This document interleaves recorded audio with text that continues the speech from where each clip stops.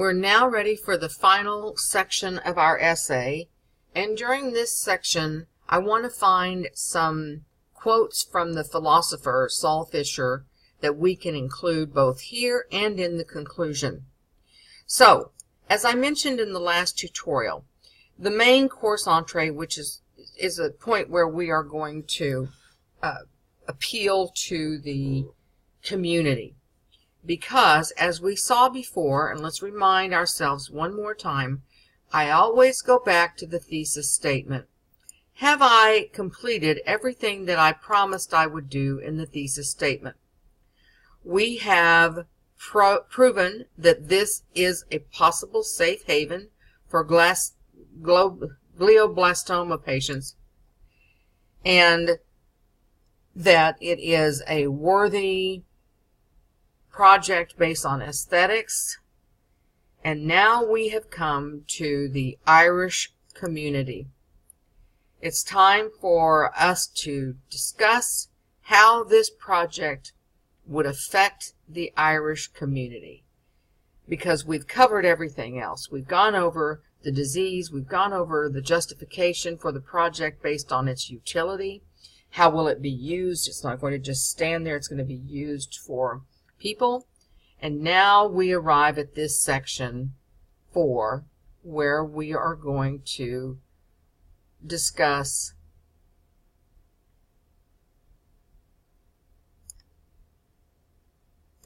the community involvement in the project. And we're going to use Saul Fisher's philosophy in hopes of doing that. And we're going to include some other quotes as well. All right, so one of the things we don't need to worry about is what will happen if the ideas don't go through. Well, if the ideas don't go through, there'll be another location where patients can go. It'll be a shame, but it's not something that raises the stakes. So I'm taking that out. Okay. If our ideas do go through, I'm going to keep this in a positive tone. We've set a positive tone throughout the entire project, so I see no reason to stop now. And I'm going to indicate what would be an excellent outcome for this experience. So that means that I'm going to change up this outline a little bit. I'm going to do that and then come back. I've decided to make the main course include 2 paragraphs. The food, what we're going to be eating, and the third part of the argument, which has to do with the community and how the community will be affected. And I'll show you as I get ready to do that how I'm going to include Saul Fisher's ideas here. The second paragraph of the main course is where I'm going to describe everybody leaving the presentation tent and going out and watching the concert, and then coming back to the presentation tent for dessert and our final pitch for money. Yes, I'm going to fill all this out and then I'll come back and we'll look at it. Now it's time for Saul to speak. And that's never very easy with philosophers, because they tend to get pretty fancy in their speech, and we are talking to common folk who have come out here from Galway County to check out this project. So here's what I found. Let me go through the process with you. I went to Google and I typed in quotes from Saul Fisher, and that took me to this article that he wrote. And I'm going to skim through this article to see if there's something I might be able to use that speaks to the community. I see that part of his article discusses groups and the human spirit, so I am going to take this information and I'm going to paste it onto a notepad, and I'll show you why. Of course, that article came from academia, and I will quote that in my EasyBib Works Cited project, but I am going to highlight this particular part of his statement. I'll show you. This is all I'm going to use. is this part of his essay. Now let me show you what I'm going to do with that quote, because you can see there's a lot of numbers in here, there's a lot of information in here that I don't really need for him to say, because it's going to make my essay go on forever. And what I want is to make this point about the human spirit and the group's expressive thinking, right?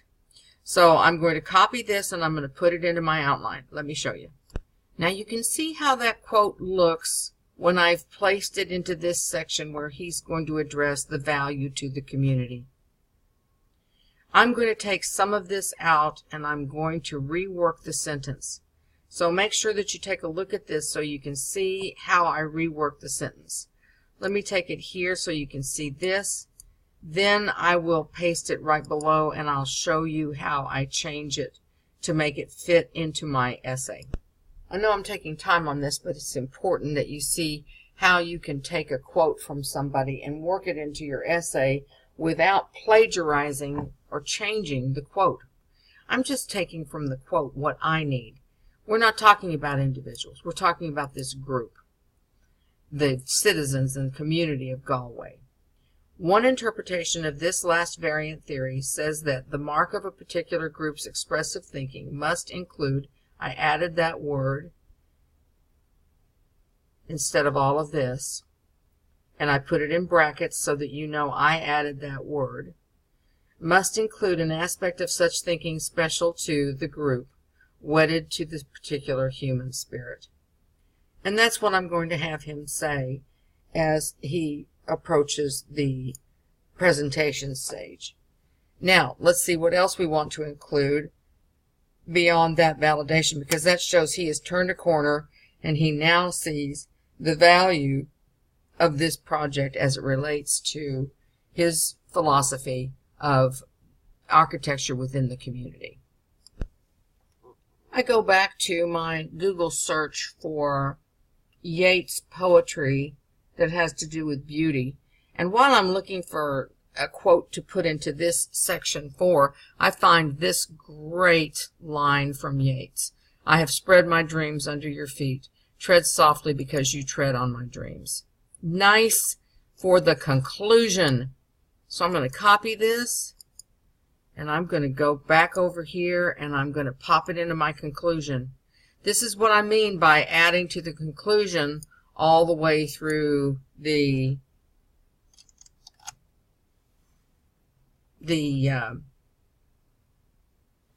essay. Yes? That way when I get to the conclusion, I've got some quotes and things that I've put in there. Okay, back to where I was. I just wanted to interject that so you could see. All right. Then I went to Google and I looked for Yeats poems about Ireland so that I can insert that, because we're making an emotional appeal here to the citizens. We want them to be the community of Corofin. So I'm going to use this refrain from the poem. I'm going to copy this and let me show you how I put it into the outline. I insert the lyrics of that poem so that Yeats can have the final word, and so we have the rather lofty words from Saul followed by Yeats, and then we are going to go out and listen to U2. And so I put Yeats' words lilt in the air as community members discuss the need for jobs, the opportunities for county residents, and so forth. We take them outside, and the Irish sky presents the perfect frame for U2 as they stand on a stage. And, of course, we want the stage to be built right next to the castle to play a few of their greatest hits. Since this isn't about the band so much as it is their support for the project, we just mention a couple of titles. And then I invite them, the guests, to the presentation tent for dessert and closing remarks. And, of course, the closing remarks are going to be made by our special surprise guest, and Bono himself is going to make some remarks in our conclusion. So that's the end of this final section of the essay. We are ready to move on to the conclusion. Take a look at this. It's saved as a PDF, and you can look over this.